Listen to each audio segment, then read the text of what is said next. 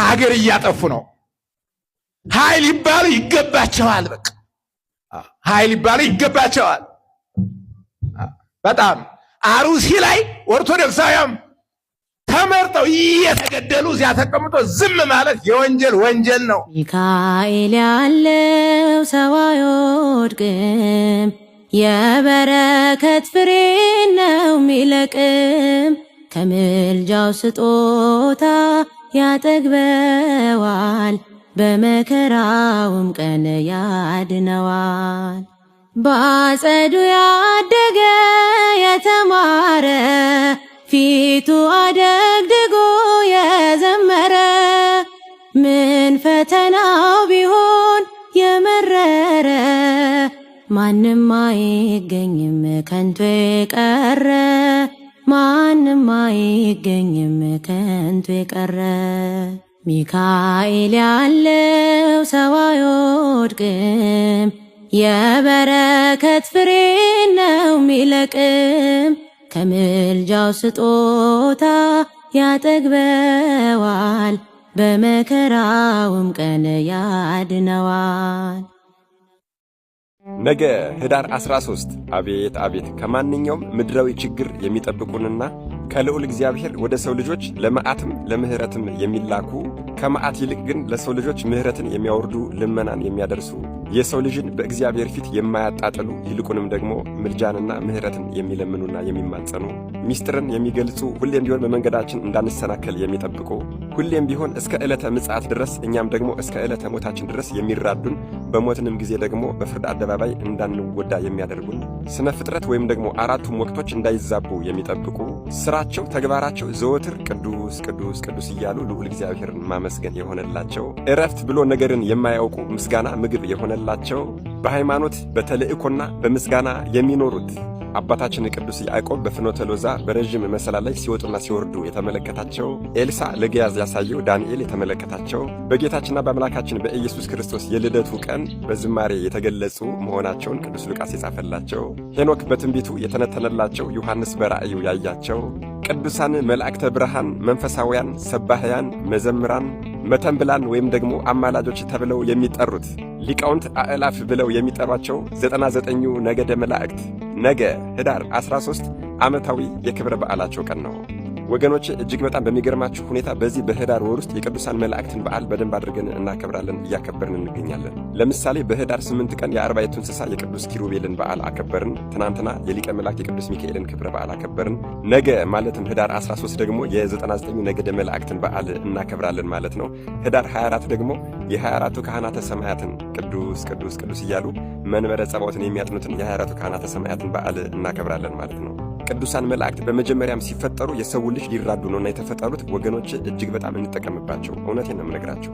አዎ በድጋሚ እውነቴን ነው የምነግራችሁ። ቅዱሳን መላእክት ቅዱስ ቅዱስ ቅዱስ ብሎ ማመስገን ምግባቸው፣ የሰው ልጆችን መጠበቅና ከፈጣሪያቸው ዘንድ ማማለድ ማስታረቅ ደግሞ ስራቸውና ደሞዛቸው ሆኖ እናገኘዋለን።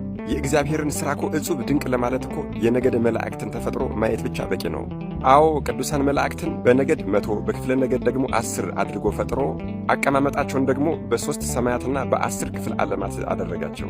መላእክት ያሉባቸው ከተሞች ወይም ደግሞ ሰማያትም ከላይ ወደ ታች ኤረር፣ ራማና ኢዮር ይባላሉ። 10ሩ ክፍለ ነገድ ወይም ደግሞ ክፍለ ዓለማት ደግሞ የመጀመሪያው አጋዕዝት ይባላል። የመጀመሪያ አለቃቸው ሳጥናኤል ሲሆን በአሁኑ ሰዓት ደግሞ ሊቀ መላእክት ቅዱስ ሚካኤል አለቃቸው ነው። ሁለተኛው ኪሩቤል አለቃቸው ኪሩብ፣ ሶስተኛው ሱራፌል አለቃቸው ሱራፊ፣ አራተኛው ኃይላት አለቃቸው ሚካኤል፣ አምስተኛው አርባብ አለቃቸው ቅዱስ ገብርኤል፣ ስድስተኛው መናብርት አለቃቸው ቅዱስ ሩፋኤል፣ ሰባተኛው ስልጣናት አለቃቸው ቅዱስ ሱሪያል፣ ስምንተኛው መኳንንት አለቃቸው ቅዱስ ሰዳካኤል፣ ዘጠነኛ ሊቃናት አለቃቸው ቅዱስ ሰላታኤል፣ 10ኛው መላእክት አለቃቸው ቅዱስ አናንኤል ናቸው። ከእነዚህም ውስጥ አጋዕዝት ሱራፌል ኪሩቤልና ኃይላት መኖሪያቸው በኢዮር ወይም ደግሞ በሶስተኛው ሰማይ ሲሆን አርባብ መናብርትና ስልጣናት ደግሞ መኖሪያቸው ሁለተኛው ሰማይ ራማ ይሆናል። መኳንንት ሊቃናትና መላእክት ደግሞ የሚኖሩት በአንደኛው ሰማይ በኤረር ይሆናል ማለት ነው። እጅግ በጣም የሚገርመው ግን የእነዚህ ሁሉ ቅዱሳን ነገደ መላእክት ተልእኳቸው የሰው ልጅ ከእግዚአብሔር ጋር ማማለድና ማስታረቅ ነው። በጣም አይገርማችሁ? ቸር የሆነ አምላክ ልዑል እግዚአብሔር ለሰው ልጆች ድህነትን ሲፈልግና ሲመኝ እኛ የሰው ልጆች ደግሞ በተቃራኒው ለመጥፋት ሰበብን ነው የምንፈልገው። አዎ እጅግ በጣም ይገርማል እኮ እርሱ እኛን ለማዳን ሰበብ ሲፈልግ፣ እኛ ደግሞ ለመጥፋት ሰበብን እንፈልጋለን ማለት ነው። እነዚህን ሁሉ ቅዱሳን ነገደ መላእክትን ቁጥራቸውን መድኃኔዓለም ኢየሱስ ክርስቶስ ብቻ የሚያውቃቸው ነገደ መላእክትን ፈጥሮ እንዲራዱንና እንድንጠቀምባቸው ሰጥቶናል። ከነሱም አልፎ ደግሞ ቅዱሳን ጻድቃን፣ ሰማዕታትን፣ ደናግልን፣ መነኮሳትን ደግሞ ሰጥቶናል። እጅግ በጣም አይገርማችሁም? ስለዚህ ወገኖቼ ወሬን አላበዛም። እነዚህን ቅዱሳን መላእክት እንጠቀምባቸው። የነገውን የኅዳር 13 የ99 ነገደ መላእክትን በዓል ደግሞ በደንብ እናክብር ብዬ መልእክቴን አስተላልፋለሁ። ይሄ ቪዲዮም ለሁሉም ሰው እንዲዳረስና በደንብ እንዲያውቁት አደራ በደንብ አድርጋችሁ ኮፒ ሊንክ አድርጉልኝ። ለቤቱ አዲስ የሆናችሁ ፎሎ ማድረግ እንዳይረሳ። መድኃኔዓለም ኢየሱስ ክርስቶስ ከ99 ነገደ መላእክት ረድኤት፣ በረከት፣ ምልጃ፣ ቃል ኪዳን፣ ፍቅርና ጥበቃ አይለየን። አሜን። ይቆየን። Please be a voice for the voiceless Ethiopian Christians. They are being targeted and killed in Ethiopia. ሀገር እያጠፉ ነው። ኃይል ይባሉ ይገባቸዋል። በቃ ኃይል ይባሉ ይገባቸዋል። በጣም አሩሲ ላይ ኦርቶዶክሳውያን ተመርጠው እየተገደሉ ሲያተቀምጦ ዝም ማለት የወንጀል ወንጀል ነው። ሚካኤል በቀር የሚያጽናናኝ የለም፣ ረዳት የእርሱ ነው በመከራዬ ቀን።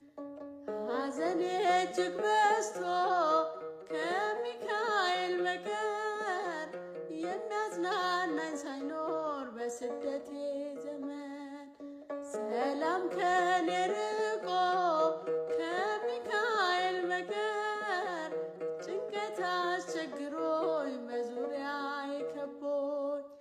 ዛሬ ግን አጽናኜ ከሚካኤል በቀር ሚካኤል ደረሰ ጠላት ያፈረልኝ።